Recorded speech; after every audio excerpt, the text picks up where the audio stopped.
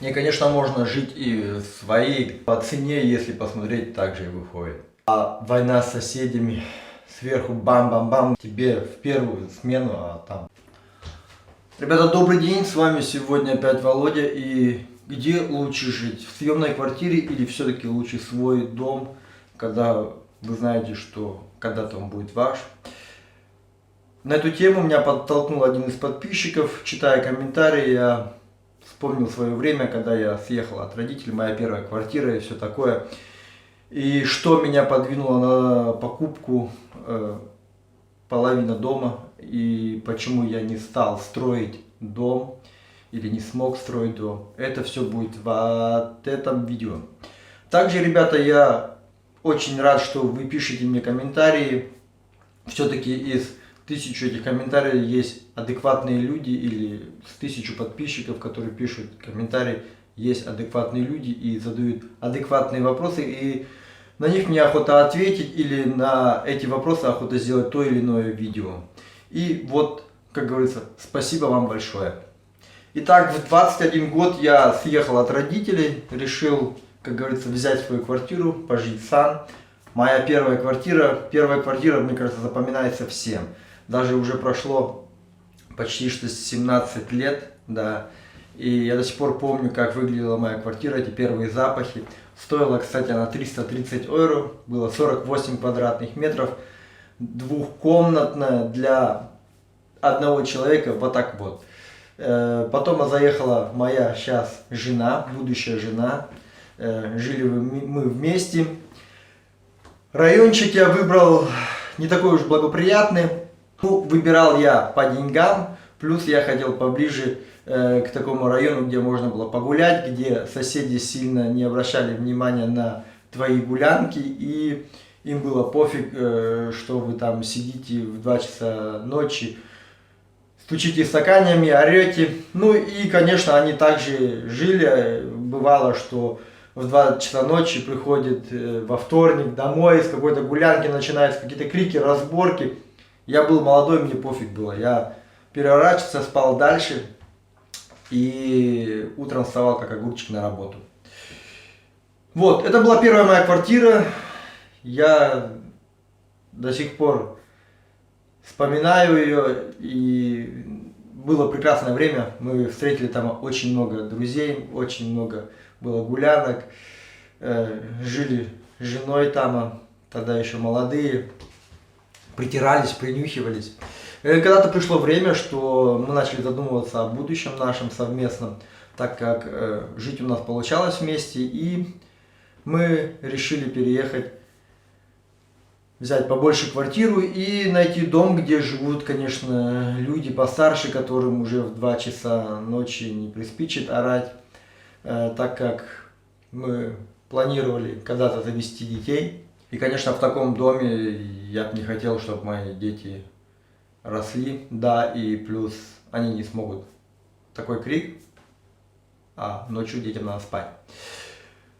Нашли мы хороший дом, все жили люди там адекватные, был 2-й этаж, под нами жила бабуля. Кстати, дом был 3-этажный, на каждом этаже было по 3 квартиры, 2 квартиры слева, справа 3-комнатные и посередине полторушка. Сверху жила тоже семья адекватно, тоже ходили на работу, как говорится, в 10 вечера уже баю-бай все, и, как говорится, все было прекрасно.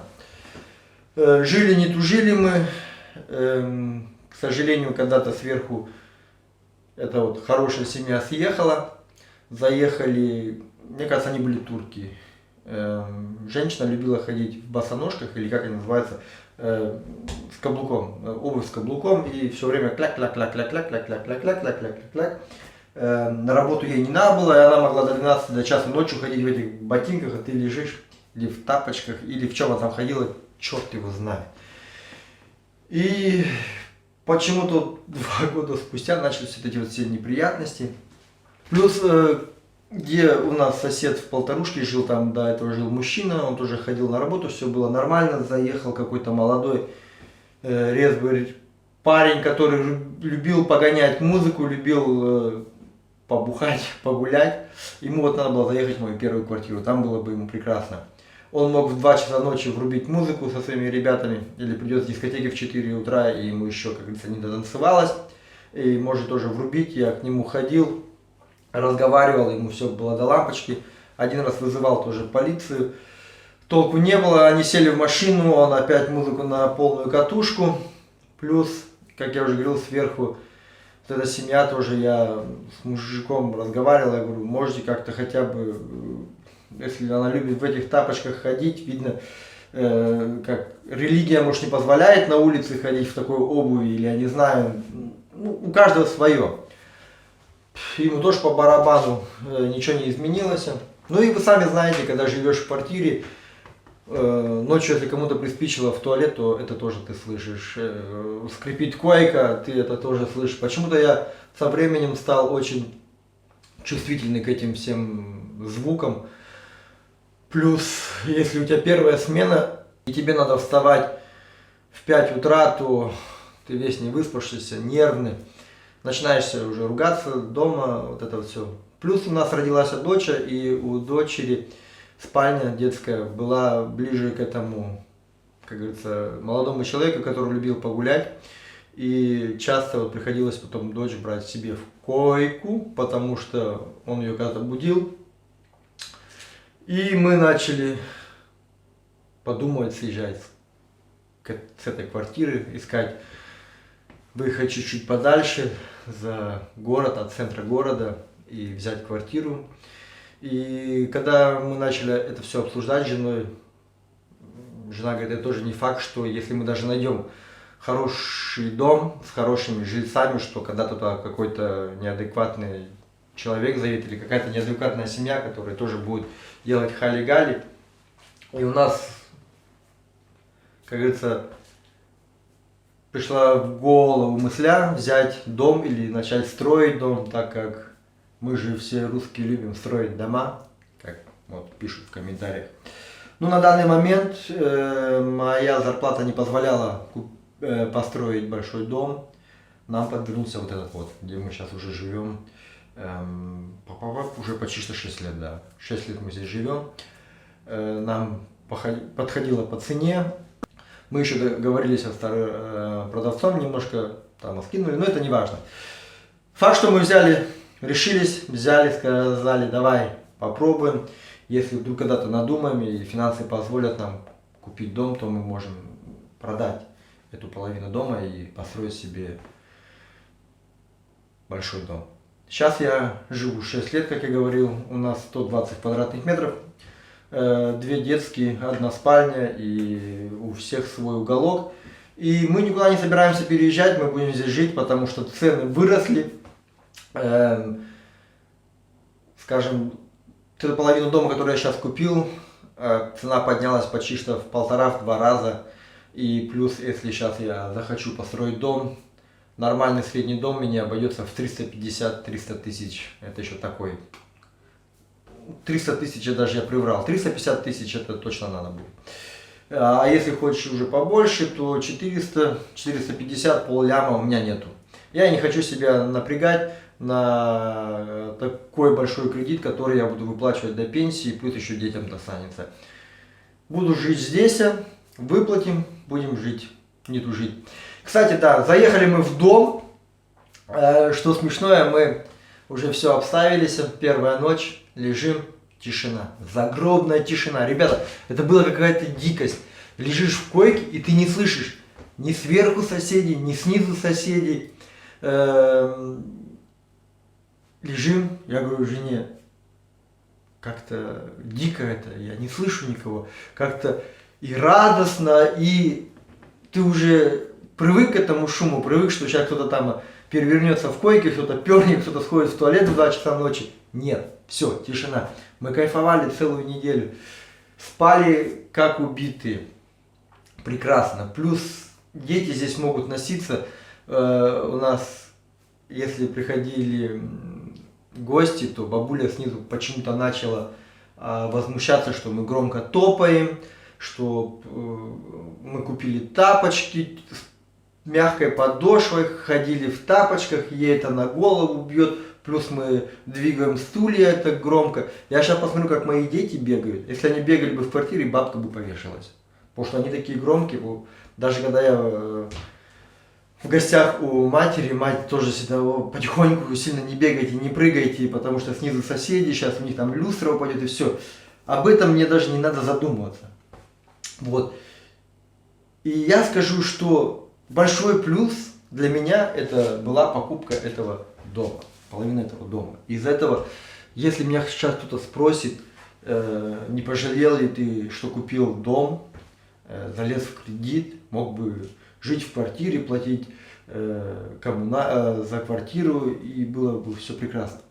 Ребята, я когда заехал в дом, мне дом обходился на 50 евро больше, чем квартира. Квартира у меня была последняя 83 квадратных метров, здесь у меня 120 квадратных метров. И это будет когда-то мое. Вот.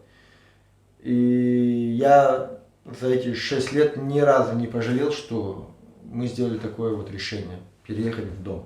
Так что, если кто-то скажет... Конечно, есть люди, которые не надо это, и они будут довольны жить в своей квартире.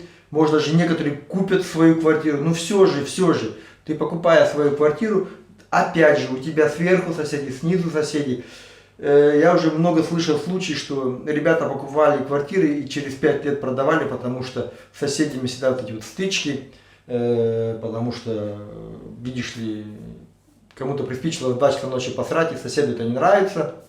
Но если приспичило, надо, пробку же не поставишь. А вот из-за этого ругаться тоже как-то неохота. И с одной стороны живешь вроде бы твое и не твое. Вот. Это вот мое мнение. Пишите в комментарии, как вам нравится, как вы на это смотрите. Не знаю, или в других странах выгоднее жить в квартире, или все же купить дом, или даже купить квартиру. Насколько, как говорится, дороже выходит квартира или дом. Что выгоднее? Пишите в комментариях. Мне будет очень приятно услышать ваши мнения насчет того, как вам нравится.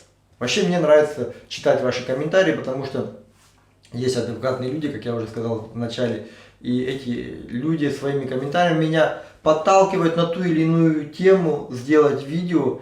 Плюс я как-то купаюсь в своих воспоминаниях, когда вот мне пишут и спрашивают, вот как лучше в квартире или в доме, и не пожалел ли, что купил дом или построил, что взял кредит такой. Я начинаю задумываться, я потом вот на этот вопрос я отвечу, что нет, я не пожалел, что я взял кредит, я его как-то выплачу, это будет мое, и я очень доволен. И если перевернуть или перекрутить время назад, я бы все сделал бы так же. Я также бы купил эту половинку дома, также мы сюда бы заехали, и мы здесь счастливы, и все нормально, все прекрасно. Вот. Так что, ребята, вот это вот маленькое такое видео от меня. Я жду много ваших историй, комментариев. Пишите, очень буду рад. Подталкивайте меня на новые темы. Мне нравятся вот такие вот спонтанные видосы. Я вот сейчас проснулся после ночной. У нас сейчас 2 часа обеда. Я сейчас быстро перекушу и за дочкой в школу, потом в садик. Потом еду за Андрюхой к родителям. У Андрюхи сегодня на спорте рождественская елка или что там, Дед Мороз придет. Так что, ребята, пишем, ставим лайки. Если вы только заглянули на наш канал, пробежимся по новым видосам. Мы любим путешествовать, показывать Германию. Так что с вами был Володя. До встречи.